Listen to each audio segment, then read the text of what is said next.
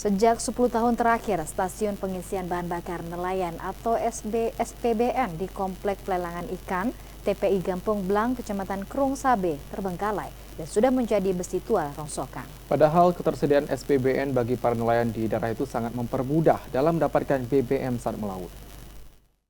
Stasiun pengisian bahan bakar nelayan SPBN ini awalnya dibangun oleh NGO dengan dana ADB tahun 2007 dan lalu dihibahkan kepada nelayan Lok Calang, Kecamatan Krung Sabe, Aceh Jaya.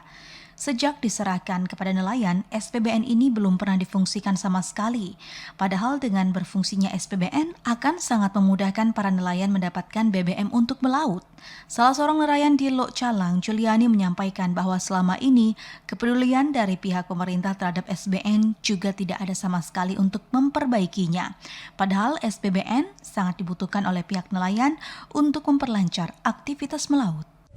Ya, kondisi sekarang sangat mengkhawatirkan karena sekarang nelayan kekurangan minyak. Itulah sebabnya makanya kondisi keadaan nelayan sekarang sangat memprihatinkan.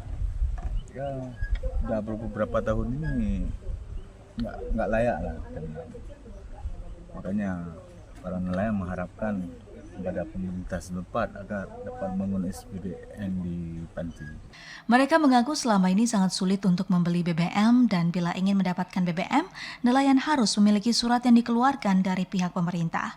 Untuk itu, para nelayan mengharapkan adanya kepedulian untuk menghidupkan kembali SPBN agar para nelayan mudah untuk membeli BBM. Dari Aceh Jaya, Musliadi, TVRI melaporkan.